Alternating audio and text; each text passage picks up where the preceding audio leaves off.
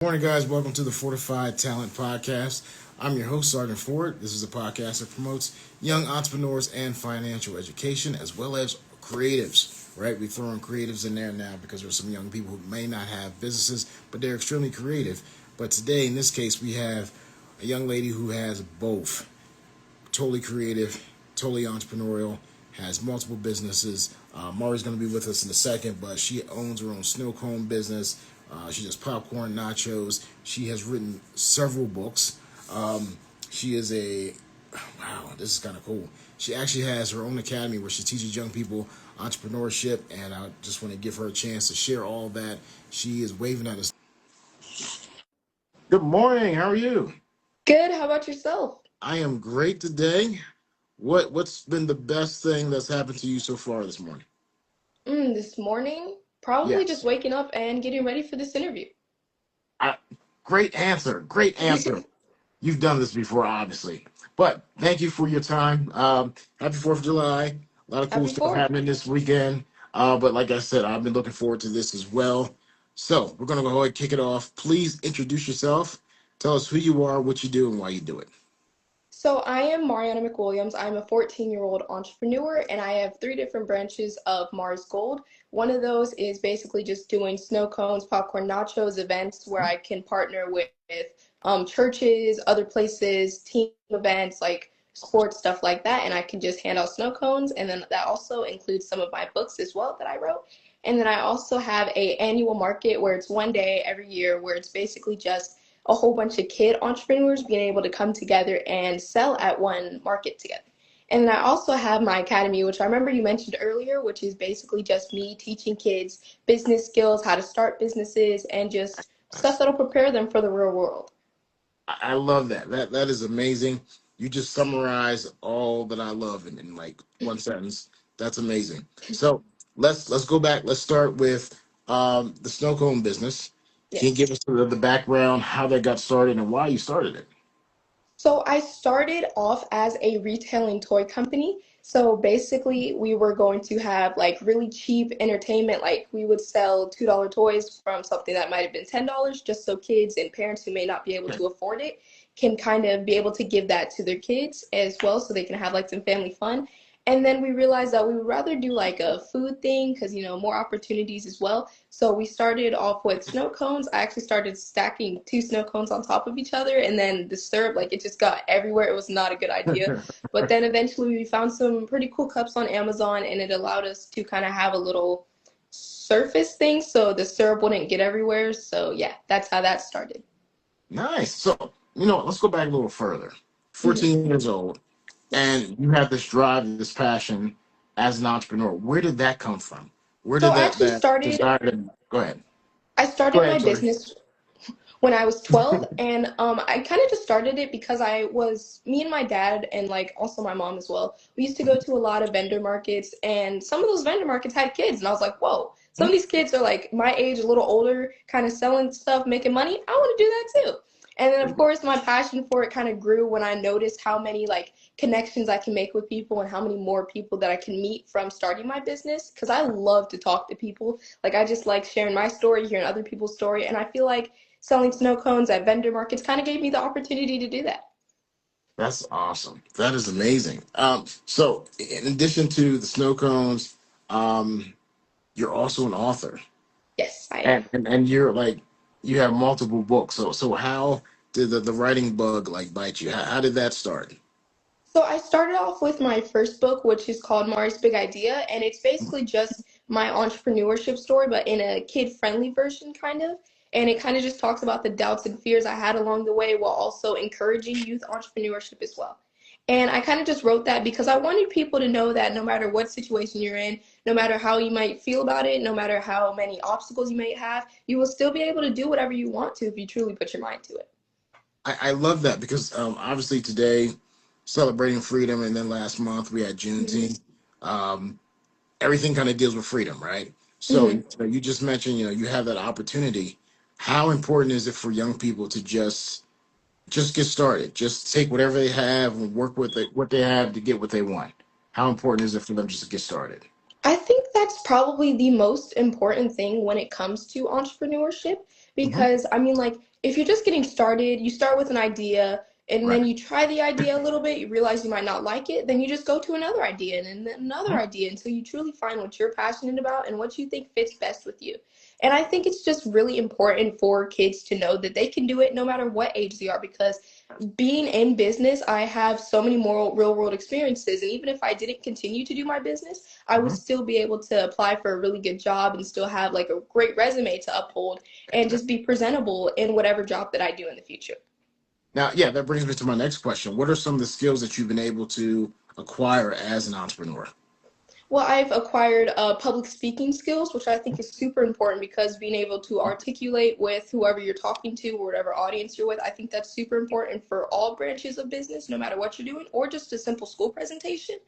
And then Nice. I've also learned how to kind of, in the nicest way possible, deal with some people that I might not want to deal with all the time, because being in certain rooms, you realize that these people, like, they might not like you, they might not support you, but you still kind of have to give yourself that great smile and kind of just present yourself great no matter what. I also learned that, like, book writing, of course, that's pretty cool, because writing can come in a lot of things. Like, being able to write is so important because not everyone knows how to write, not everyone is great with writing. Not everyone is able to articulate what they're thinking while writing. And I think writing is just super important because when it comes to writing resumes, writing essays in generals, if you're in school and stuff like that. And I also learned creativity because doing my snow cones, I have to think of names. Like, I do custom birthday parties as well. And I have to think of certain names and flavors that go together. So that kind of brought out my creative side a lot. I love that. So, do you have a team that you work with? Is it mostly family, or you have friends working with you? So I started off with my parents as my team, of course, parents, Mhm. biggest supporters. I love my parents so much and everything that they've done for me. And also I have a couple of relatives as well that also help me and support me no matter what. And then as well as friends, I actually employed some of my friends to come work with me because I have some larger events Nice. when I partner with my church or just during AZ. And yeah, those events have like 2,000 plus people. So I employ some of my friends, kind of pay them for their time, and we just have fun while selling snow cones and handing out snow cones to people. Wow. So, not only do you have a business, but you have employees, friends Yes, of and they yours all that have their food handler's license as well. wow. That's impressive by itself. Congratulations on that. That's a huge standard for all. Oh wow, I'm amazed. I'm amazed. Uh, Thank you, thank you. I got a couple more questions. Okay.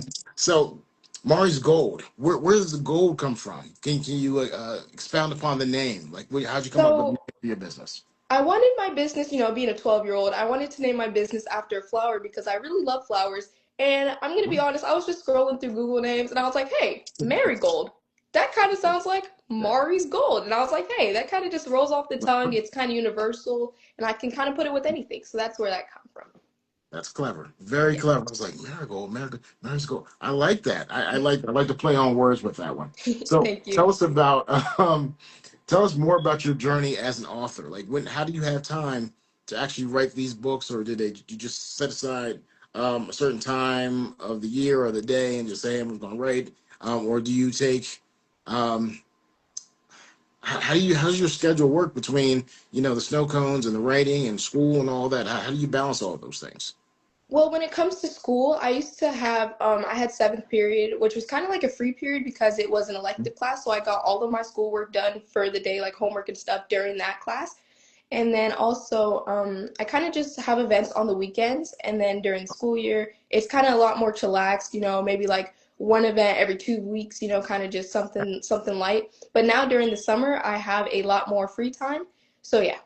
And then, as well as writing books, that kind of just comes whenever I think of it, pretty much, because I would be sitting in the car and I'm like, hey, Mari and the Safari, that sounds fire. And I would Yes, just turn it into a yes. cute little book. And plus, they're children's books, so they're not as long and they're kind of straight, simple, straight to the point as well. So yes, Wow. that's So how I what? balance everything. That's pretty good. So what is the goal with the book? Do you plan on getting like action figures or something with it, or what's So the next step we for the books? We did have a little doll that I had with some of my books, and then I kind of realized I was like, I don't know if I really like this doll. So we're kind of thinking of Okay, more characters to put in it, maybe like a little adventure book, and I could have like a whole bunch of different characters in one book, and then just make plushies out of that, something like that. And exactly. yeah, that's kind of yeah, with the books, it's kind of just going with the flow. That's kind of cool because that would be like full circle. You start off with the toy idea, and then like you could have your own toys based off of your books. Yes. That would be cool. So tell us about MG Academy. Okay, so basically that is my academy where I hand create courses. I put together videos, kind of just teaching kids business skills, like, and still building it, of course. But I have social media courses out, and also just a rooted course, which is basically putting biblical faith into your business because I believe a foundation is super important when it comes to anything.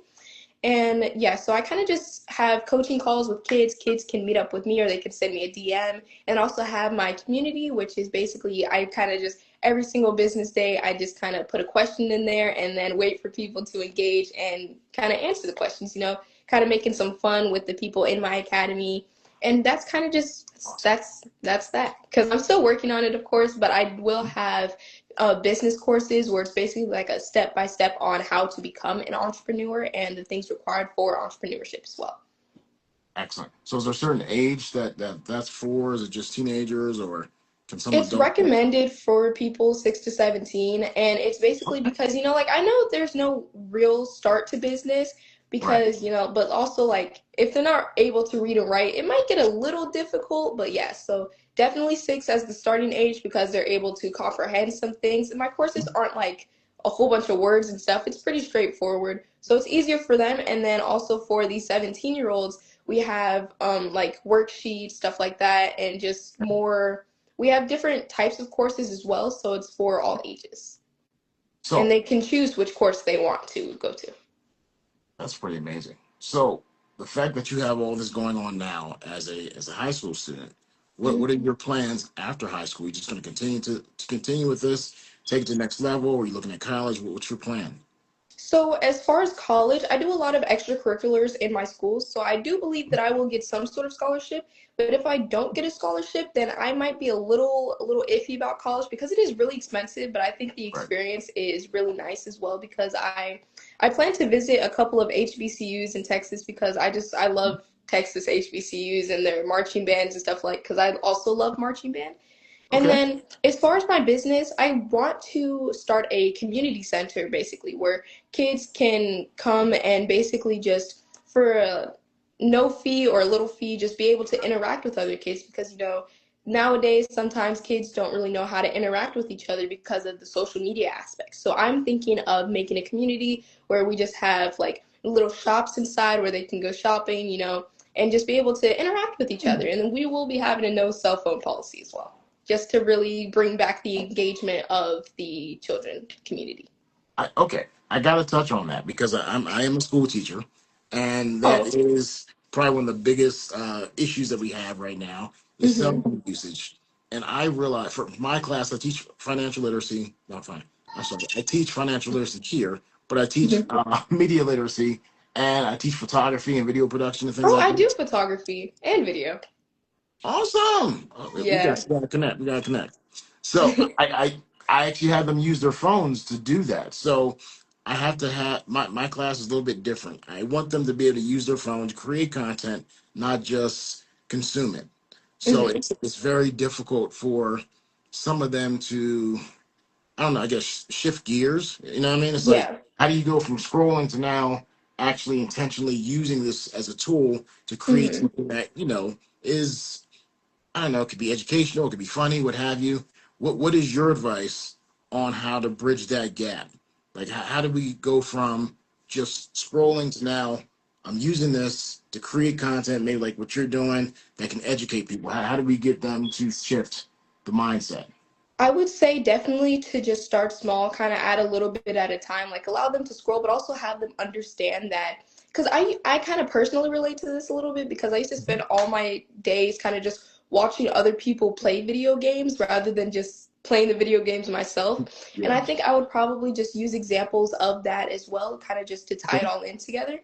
And also just to kind of make sure that they really understand that they can turn this into a career if they kind of like, some kids, high schoolers, their biggest motive is money. So if you kind of bring that in as well, then it'll definitely prove like, Yes. hey guys, why would you just watch content when you can make your own content and make money off of it? So you would kind of like advertise that they'll be having fun, have their own income, and also they just won't be wasting as much time. So I think if you really get them to understand how it will impact them in a positive way, and also just giving them the opportunity to understand. So yeah. Okay, awesome. And maybe, I can tell them to reach out to you as well. So you could give them some advice. But yeah, thank you. I definitely need that because I probably have the only classroom that allows the phones Hmm. for, like I said, content creation. We're using photography, doing video production. Their final is to create a short film, so they have to use it. And it's very tough because it's like I can't justify you scrolling, but I can justify you using, the phone to create something. So thank you. Hmm. That advice helps me as well. So what's how's the summer been going for you? Getting any cool gigs? Anything coming up in July and August? Well, I know that you had mentioned Juneteenth earlier, and I did have a Juneteenth event. I believe there's Okay. over 2,000 people. It was in Goodyear, Arizona. And yeah, that was also when I had to employ some of my family members, even because there was a lot of people there. And Right. we also had like a couple events, just, popcorn events. I just did a popcorn event with Adopt a Block, where basically the people can come get free shoes, free Awesome. biblical teachings, and I handed out free popcorn. They also had other free food as well. And then just a couple of vendor markets as well, kind of partnering with people. Coming up, I have a partnership with a baseball team, I believe. And basically, we are just selling snow cones there, kind of encouraging the community. And I also have a back to school event in Okay. July this month. I forgot, we're already in July, but Yeah. in July. And basically, we're just going to be handing out snow cones. They're also going to be handing out backpacks, stuff like that as well. Okay. Now you mentioned college briefly. Looking at HBCUs, have Mhm. you decided on a major yet? Not really, because I want to major in music, but also, like that's not really gonna get me too far. But yeah, I'm not really sure as far as that. But since I'm coming into my sophomore year, I definitely want to Oh look yes. more into majors and kind of do some of my research. So I'm not really sure yet, but Okay. I'm gonna get there. Okay. All right. And don't forget about the HBCUs on the East Coast either. There's some good ones. There's some good ones there too. Probably like Delaware State University. That's a really good one. Mm, Yeah, yeah, that's a great one. So you might want to look at that too. Just throwing it out there. Just throwing it I out. will. I will. Okay. All right. Well, is there anyone that you want to? I know you talked about your family and your friends supporting you. Anyone that you want to kind of give a shout out to and thank them for assisting you with all that you do? I want to shout out definitely my parents, of course, because they Mhm. were there when it all started and they kind of gave me the tools I needed because, I didn't have any money as a 12-year-old. So, they kind of helped me Understood. income, supply that and stuff Right. like that. I also want to kind of thank both of my grandparents and just all my grandparents in general because they have been the support of my business. Like, no matter if I was having a bad business day, like, no matter what happened, they were always there for me. And then that's kind of the same thing applies to my other family as well. I have a cousin. I think she might be in this live. I'm not sure, but her name is Lil J, and she's based in Atlanta. And she is Okay. kind of a impactful kid performer, and she makes her own music as well. And she's been kind of sponsoring me a little bit. So, she kind of helped Awesome. me get some more connections with people. So I do thank her for that. And yeah, and also my friends, of course, because I've been able to tell them about my business without them being like, "Ew, you own a business?" Because some kids just they don't Yeah. really understand. But I'm glad that I have such a huge support team of friends and family to be able to support me and kind of just let me know that everything's gonna be okay no matter what happens. I I love that. I love that. Got to get your cousin on here then. Got to get her on the podcast. Got to we got to hook that up. Last question for those budding young entrepreneurs. What would you say would be the first three things that they need to do to get started? I know you talked a little bit about it earlier, but what would be three things that you would say you need to do this, this, and this, if you want to get started? I would say that they would need to figure out what they want to do, of course, because an idea is perfect. Like you kind of need to have an idea to get everything started. I would Right. say come up with at least 3 ideas and then pick your favorite one, try that out. And then if that doesn't work, you can have another thing to fall back on. And then Mhm. number two, I would definitely say kind of find out why you want to start whatever you're starting, because if you don't have any passion behind it, then it's kind of, I don't think it's really going to go that far. So I would definitely have them just kind of think of why they're doing it, who it's going to impact. And then speaking of who it's going to impact, number three would definitely be thinking of a target audience, because, you wouldn't want to be selling hair products to like a whole bunch of bald people. Let's just say that, like you got to really think about, no offense, of course, you got I to understand. Yeah, yeah. you have to Okay. think about your audience. Like you wouldn't be selling children's books to some people like in a, like a little older crowd, and you wouldn't be selling, yeah, just a whole bunch. There's so many examples that I can think of. But yeah, just basically thinking of a target audience so you know who you're selling to, how to make it more impactful, and also just to be there for your audience as well, kind of giving them what they need, and then they can support you as well. Perfect. Well said. Well stated.